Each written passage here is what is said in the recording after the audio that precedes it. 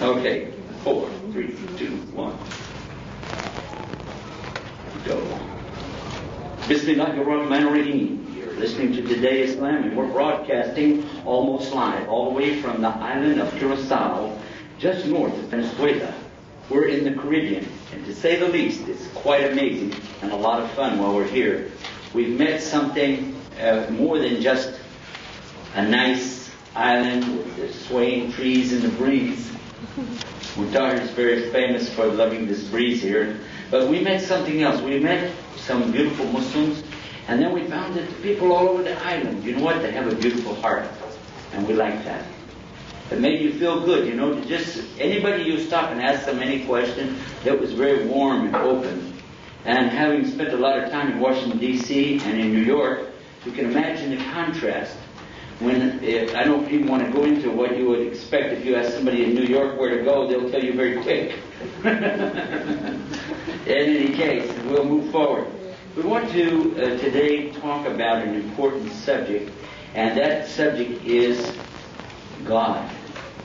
Because no religion is complete without God. But for those who believe in God, they need to realize that they have a big enemy. A common enemy for all those who believe is the one who disbelieves. The one who would take people away from belief. And we call him the devil in English, or Diablo in Spanish, Iblis in the Arabic language. Same character, same guy, no difference. So let's first begin with that subject rather than to talk about a specific religion. Is there a God, and how can we know? Islam is based on truth and proof. Over 10 years ago, when I was preaching Christianity, I met a gentleman who was a Muslim from Egypt. I felt it was my duty to convert him to Christianity. And I tried my best. And look what he told me one day. He said, you know, if your religion is better than my religion, I'm willing to accept it. I said, well, that's pretty good. This boy's ready to go. He said, there's only one condition. I said, what's that? He said, you will have to have proof. I said, what? Proof? Proof? Religion's not based on proof. Religion is based on faith. And if you have faith, you don't need any proof. Right? He said, wrong. He said, in my religion, Islam, we have both proof and faith.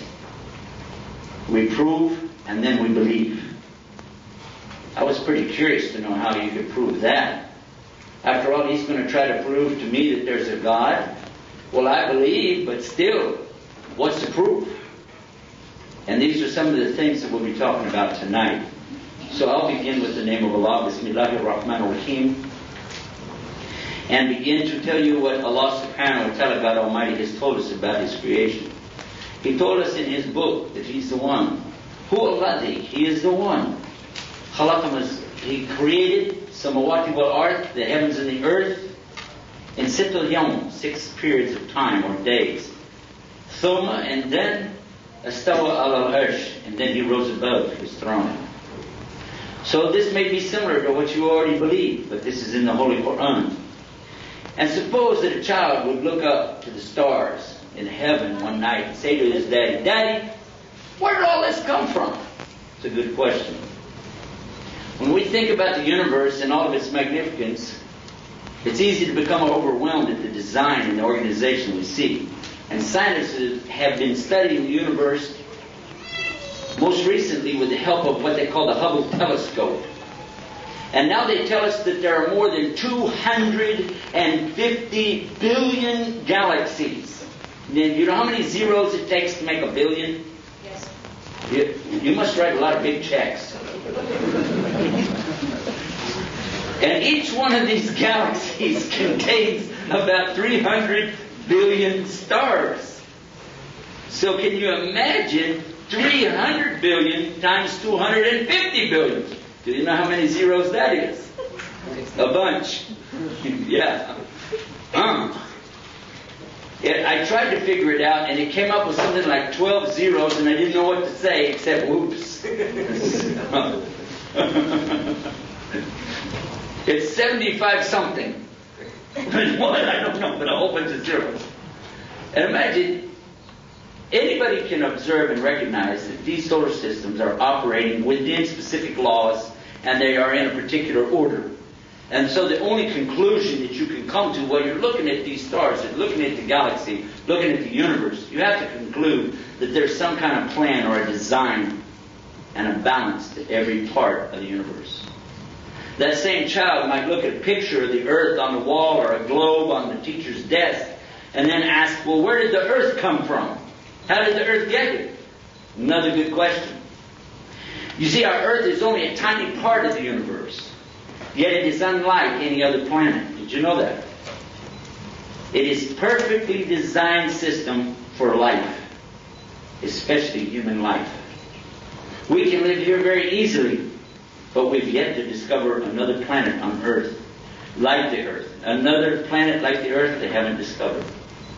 Nowhere throughout the universe have they even found life or even water. Oh, they're trying. But in the meantime, I'm going to just stay right here if it's all the same to everybody else. So think about it. Where did this earth come from? How did it get here? Who designed this? Who put this system together? Who created life in the first place? And these are the questions we should ask before we ever start talking about religion. We should find out, is there a God? And if there is, who is this God? And then find out what is our purpose for being here. Because if we haven't done that, we don't have any business asking somebody about what their religion's all about or what day they worship. Doesn't really make sense. And again, think. What about life itself? Where did the human life come from? Where did plants and animals come from? Suppose a child asked that question. What would we tell them? Well, I'd like to reflect on something. That if you see an automobile go down the street, you do not have to see the place that manufactured the automobile to know that it's a car, do you? Do you have to go watch them make it before you'll get in and drive it? No, of course not. Do you have to see a chef prepare the food before you eat it? No, they set it on the table, you assume it's food, you eat it. Yes? A map on the wall. You don't say, that's not a map, I didn't see anybody draw it. A painting. You say, I don't see anybody standing there with a brush and the palette and the little tam on the side of the head. So I don't believe that's a painting. It's just a bunch of stuff fell on that paper. You wouldn't believe that. So how could you look at the universe when you look up into the sky and your eyesight doesn't even come back? And you can't imagine who created such a thing. And you can look at yourself and realize, hey, this is a pretty amazing body I got here. I'm not talking about being on the beach. I'm talking about... This is not bikini night here. What I'm talking about is that suppose you cut yourself. If you cut the body, if you get a cut on there, how does it heal? How does that know how to come back together? The pieces come back together and heal, and in a few days you just have a mark, and a month later, just a little look, maybe some mark, and then a year later somebody asks you, if you got cut pretty bad last year, you say, oh, I don't even remember where it was. People get burned on their fingertips, and if the first layer is burnt, it can grow back and the same fingerprints come back. How does this happen? How? Is there some memory chip in there? And if it is, who put it there? How many times have you been sick and you knew you were going to get well anyway, eventually? How did you know you would get well? What is that? What's curing you? And look at what some scientists have tried to say. They've tried to say that everything came out of a boom, a big bang. A Big Bang. Now that's a theory that they have, and it's called the Big Bang Theory. Theory means what? No proof. It's an idea. But more people today have accepted that theory than they have accepted the fact that there is a God. Why? I won't be able to give you a lot of details on all the subjects tonight, but I would tell you this. We have a website where we've gone into detail on over 2,000 subjects like this. You're welcome to visit the website, and we've linked to over 8,000 more, or 7,000 more, for a total of around 9,000 different links that you can visit to our website. It's called todayislam.com. It's in English, and I'm sorry I'm not able to speak the local language here, which you call Papiamento. I can't say much, except what? Donkey. But I have to be careful, it's going to come out MR, donkey. Sorry about that.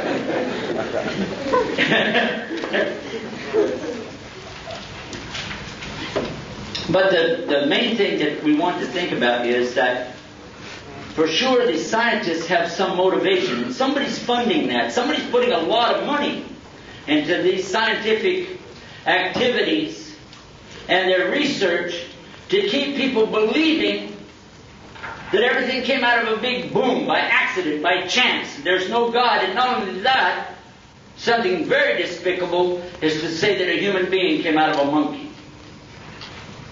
You say, well, what's wrong with saying something like that? I'll tell you why. Because that's exactly where racism will come from. That is exactly where people who have lighter colored skin will look at people with darker colored skin and say, you still haven't evolved. And that's what they did. At the time of Darwin, which was about 1859, people didn't have the ability to research and know the things that we know in science today. But the scientists have been able to prove beyond a shadow of a doubt that what he theorized didn't work at all. Let me just touch on one of his issues and then you can see. When now keep in mind, he's a person from London where they hardly ever get any sunshine. And when they do, it's full of water. Because it rains a lot over there. The man never went anywhere, and he was an amateur naturalist, and he went around to the Galapagos Islands. While he was visiting from island to island, he noticed that the birds on the different islands had different shaped, what do you call it? Pico? Pico de gallo? Beaks. Some were pointy. And some were flat, and some were shaped with a curve so they could eat fruit. Each one of them had their beak adjusted to the environment that they lived in, and so he thought that that was some stage of evolution. But he forgot to take into consideration all these birds are alive at the same time. Whoops.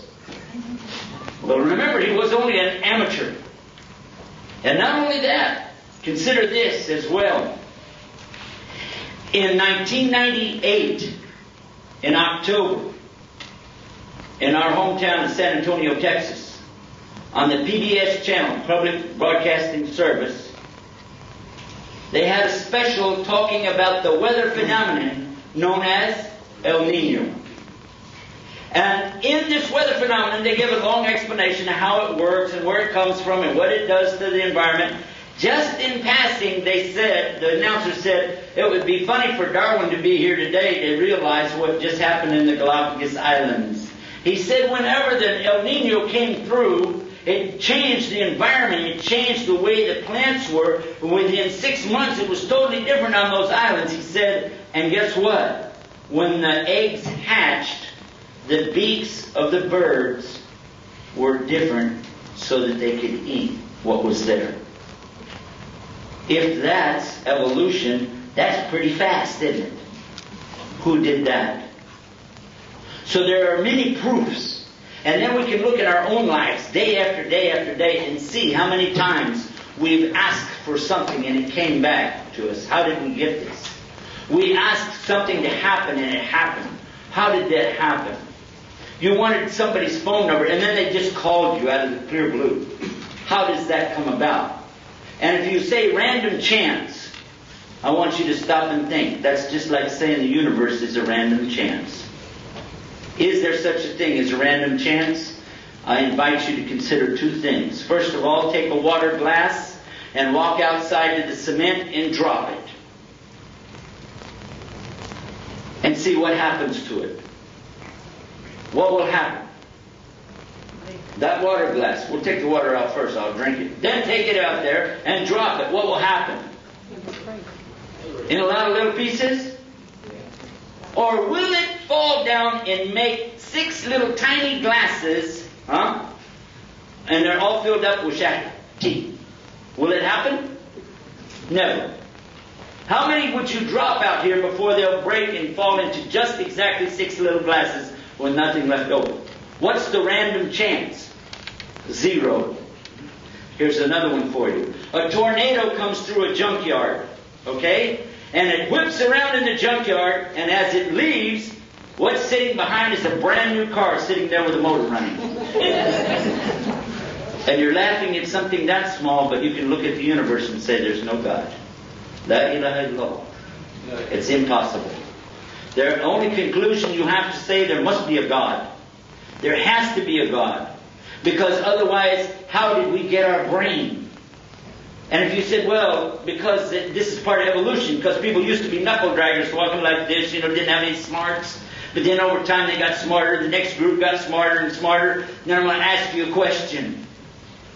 When you look back and see what the Romans were capable of doing 2,000 years ago, and what the Egyptians were capable of doing 5,000 years ago, and what the people of Iraq and Balad Hashem were capable of doing 10,000 years ago, and what the Chinese were capable of doing 15,000 years ago, and then look at us today and wonder why we're in such a bad shape. We can put a person on the moon, but we can't even be nice to our neighbor.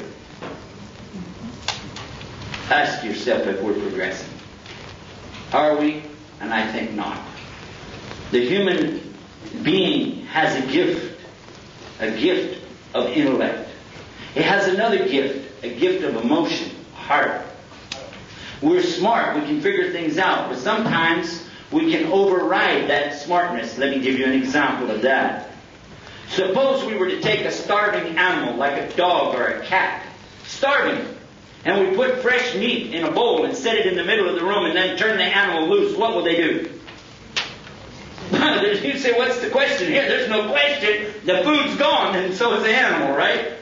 Of course. That's what they will do. Will you do it 100 times? Will he eat it 100 times? Yes. 1,000 times, 1,000,000 times, it will always be yes. Because hungry animals eat food. That's what they do.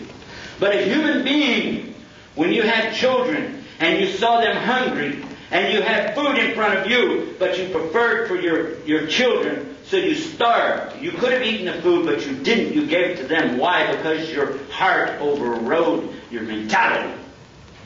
Where did that heart come from? And what we know in Islam, it comes from God. That emotion that you have, the compassion that you have, the concern that you have, the love that you have in your heart comes from where? God gives it to you.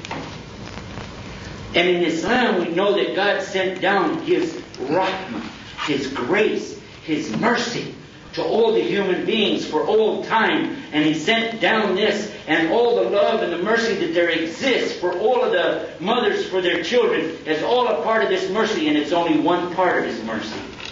He has 100 parts of this kind of mercy, and this is only one out of 100. And the other 99 parts of mercy, the grace, He's saving for the believers on the Day of Judgment. And that's an amazing thing to think about. How can we believe less than that? There must be a God. Where does it come from? We have to admit that. So we've talked about this. I want to ask now, who is this God? Who is this Creator? That's an important question, and it needs a real answer. The answers that we come with have got to be testable. The answers have to be testable. You have to test it. You cannot just say, oh, I heard somebody say, and then just take that. That's not proof. It's not really faith. It's kind of stupid. It's kind of stupid to think that you would just take it. Somebody told you, just do it, no problem. If you're driving down the street and you say, well, I don't know what to do here. There's a big red light in front of me. Maybe I should stop. Nah, don't worry about it. Just drive through it. Well, but I heard that if you drive through a red light, you'll be in big trouble. Nah, don't worry about it. Well, could you give me some reassurance? Sure, I told you, don't worry about it. What more do you want than that? Duh. What will happen? At least you'll get a ticket. Maybe you'll have an accident. You have to use your brain and think, what's testable evidence? And I'm going to try to share that with you right now. A lot of the people who don't believe, especially those who try to teach the theory of this evolution, will always come up to this point and say that if I don't see it, if I don't hear it, if I don't smell it, if I don't taste it, if I don't feel it, if I can't imagine it, it doesn't exist. It doesn't follow the laws of testable evidence of science. But yet I ask you a question. Aren't there things that pass by us every day that we can't see? Aren't there things that you cannot see? Or can you see everything? Of course not. You can't see because you don't have telescope vision. You don't have microscope vision. You're just looking at what you're used to looking at. But between you and I right now, there's a lot of air that's full of a lot of things that you can't see it and I can't see it. But it's there. Yes or no? Yeah. And what about sounds? You say, oh, what do you mean? How about animals? Don't dogs have a hearing range better than humans? Dogs hear things we don't hear. Isn't that true? Of course, sometimes we hear dogs all night long too, but that's a different story. I'm just saying, think. Use your brain. There are things out there that our senses don't perceive, but it doesn't mean they don't exist. Isn't that true? And it's kind of foolish when you consider that somebody would sit on a railroad track and say there's no train. And you say, man, there's a train coming. Do you see the track? He said, I never saw a track before. I'm going to stay right here. It's a nice place for me to camp. You say, this is a railroad track. You see those two rails? He said, those are handrails for midgets. You say, no, they're not. Those are the rails for the track. The wheels of the train are going to go. He said, what wheels? What are you talking about? This is a railroad track. Do you see the cross ties? Do you see these boards? A train is coming. He said, I don't see it. Therefore, there's no train. You say, listen, there's a curve right up there on the other side of that hill. In a few minutes, at 12 o'clock, the train always comes from there. You're going to hear it. You're going to hear it. And you're going to feel it. You're going to feel it. You're going to see it. You're going to see it. You understand me? He said, I don't believe you. Listen to me. Listen. You're going to feel it because the ground is going to rumble. Then you're going to hear it because it's going to go woo-woo like that. And then you're going to see a big yellow light right on the front of it. And then if you don't get off this track, you're going to really feel it. And sure enough, the ground begins to rumble like that. You tell him you feel that? He said it's an earthquake. You say, man. Then, woo-woo. Say, you hear it? He said, that's an owl. Look, turn around and look. Do you see it? He said, I'm not going to fool you anymore. I'm just going to stand right here. Just turn around and look. It's right there. He said, I don't believe you. And besides, he said, I have my own religion. In my religion, if I don't hear it, and I don't see it, and I don't feel it, and I don't smell it, if I just tune it out, it's not there. I just, whoop, and it's gone. Well, you better get off the railroad track because he's fixing to whoop and be gone. So we use our common sense and we realize that there is proof that there's a God. Who is the God? Let's use some real testable evidence. The one who created us is smarter than us. Acknowledge that immediately, because we cannot create life and He can. He's more compassionate than us. That we don't even have to get into. But for sure, He has the design of the whole universe, and we can't even design one molecule. We cannot create a single protein of life. Not even a single molecule of protein can be created by our scientists in their laboratories. They can't. The random chance of it coming together boggles your mind. You can't even estimate. There's not a computer big enough to figure out what the random chance is for accidentally bringing the elements together to create one protein. Think about that. Now I'm going to mention a couple of other points, and then I want to go to the main point. Suppose that you took a tomato seed and cut it open and looked inside. Suppose you took an acorn from a big tree and cut it open and looked inside. Do you see little plants, little trees in there? Of course not. What's in there? Nothing. You open it up and there's nothing in it. But you put it in the ground and you cover it up and you get it wet. What will happen? Most likely it will grow. Yes? And by the way, you don't have to worry about whether or not you put it upside down or right side up. You say, I don't want my tree to grow with the roots coming up, and the plant going down, so I have to see which way is up. You're laughing. I'm telling you, this is common sense. Something is... What, has that got a computer in it? Has it got a compass in it? How do plants know how to get out of the ground?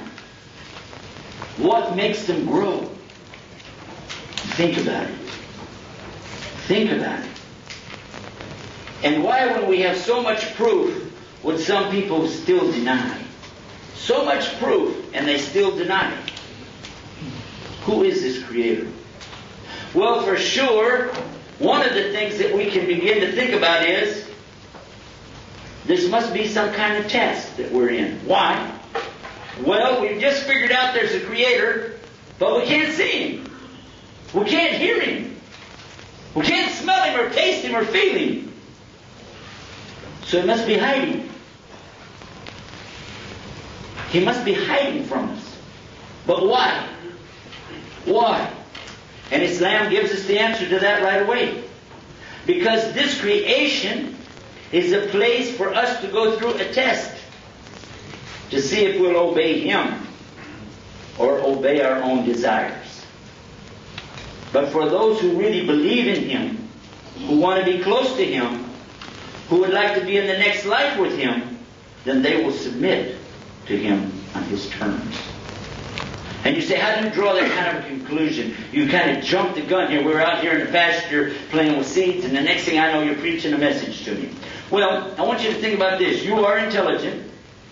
You were smart enough to get here all by yourself. You're smart enough to come in and sit down and listen, and you figured out most of what I said so far, even though it is in Texas English. Figure this. Nobody in this room has seen God. Never. Didn't hear Him. Didn't smell Him. Didn't taste Him. Didn't feel Him. Oh, you might have good feelings about God, and I do too. But you didn't reach out here and grab anything. So therefore, God is in the unseen, or in Arabic, al-ghayb. That's where He is. Why? Why? And if He wants us to know, obviously He could let us know, couldn't He? Because He created us. It's easy for Him. Why didn't He let us know? And if He's going to let us know, how will He do it? Well, what He has done is to send people from amongst ourselves to us, called prophets. And these people have impeccable character. They're the very best of the very best of us. And they come to us, and they warn us, and they deliver the message. Many, many hundreds of them, thousands, over 124,000 messengers and prophets have come to warn human beings. 25 of them we know by name. Many are mentioned in the Old Testament for the Jewish. A few more are mentioned in the New Testament for the Christian. Yahya, the prophet, John the Baptist, Jesus, peace and blessing be upon Him. Mentioned very clearly. And then, in the last and final revelation, the Quran, we find their names again mentioned there, along with Muhammad, peace and blessing be upon him. And all of them carried the same message. It wasn't different. From the time of Adam until the time of right now, there's a God. He wants something from you. What does He want? If you read the Old Testament in the book of Exodus, if you read the Old Testament in the book of Leviticus, if you read the New Testament in the book of Mark, or if you read the Quran in Surah Ikhlas, and if you read the Quran, especially in chapter 51, verse 58, He says, وَمَا خَلَقْتُ الْجِنَّ وَالْإِنسَ إِلَّا لِيَعْبُدُونِ. And the meaning of it is, I only created you guys to worship me alone, without any partners.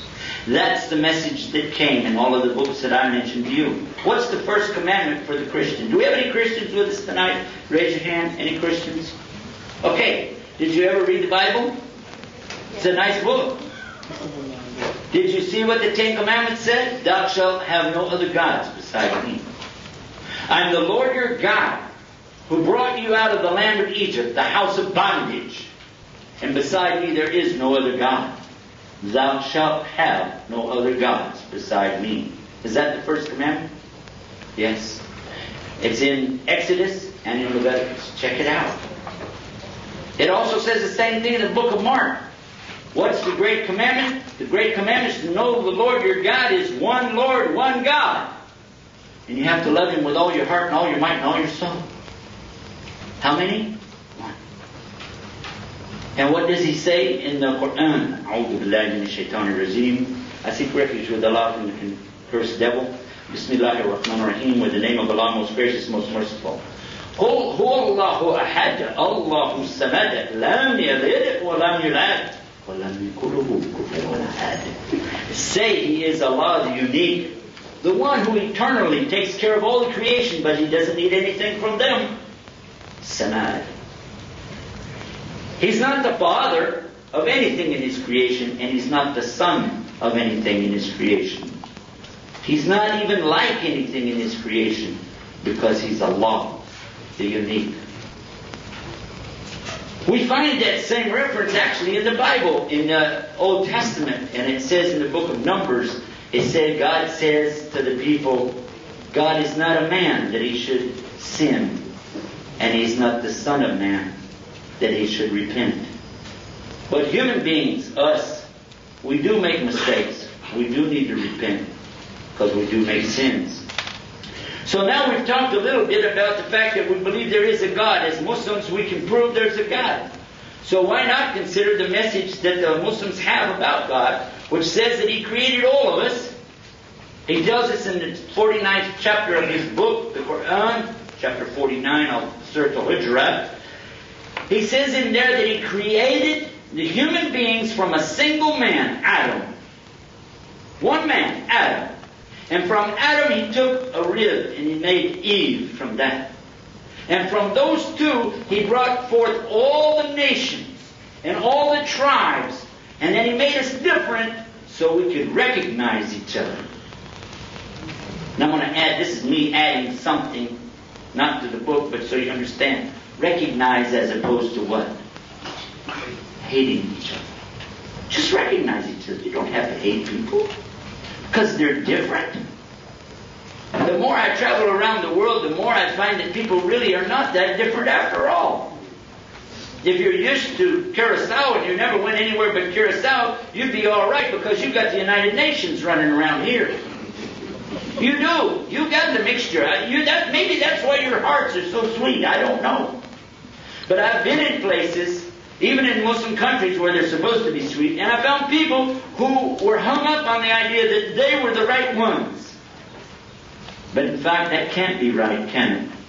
Could it be that God only created one group of people to be saved? That doesn't sound like a very good religion, does it? Especially if you're not in that group. What if only the people with 3 eyes could make it? Well, we're all in trouble, aren't we? Think about it. Because there are religions that teach just that kind of nonsense. If you're not with us, you're not saved. And some of them even say you have to be born from us to be saved. And some of those, believe it or not, claim to be Muslim. I found some in certain countries, they said if you weren't born from them, one of them even told me, he said, you can't be a Muslim. I said, why? He said, because you don't have Muslim blood. You didn't come from the genealogy of Ali and Fatima, which is the daughter of Muhammad, peace be upon him. I said, if that's the case, then why do we even need the Quran? You guys got it made. We don't need any religion at all. He just got mad and walked away. So, the religion of God is the next subject we need to tackle. What would be the right religion? Well, why don't you make up one, and I'll make up one, you make up one, you make up one, and you make up one. Then we'll compare them and see if we like them. And if maybe I'll just keep yours. Maybe I'll share some of mine with you. Would God be obliged to accept any of it? Why? How can you tell God what to accept? Imagine, I'm going to let you use your mind again. Imagine a boy goes into his mother one day and says, Mom, I love you. She said, you do? Yes, Mom, I love you. She said, well, why don't you wash the dishes? He said, no, Mom. I mean, I really love you. I brought you some flowers. She said, I'm allergic to flowers. They will make me sick. Get those roses out of here. Why did you bring me flowers? He said, well, for one thing, I like flowers. They smell nice, and I got a good deal at Kmart. Do you have Kmart here? What do you call it? Something for less. What is it? Cost you less? Yeah, cost you less. So the next day, the same boy comes to his mother. He said, Mommy, I love you. I love you. She said, okay, mow the lawn. He said, no. I brought you chocolates. She said, I'm diabetic. I eat it, I'll die. He said, I can eat it. And I got a good deal. It costs you less.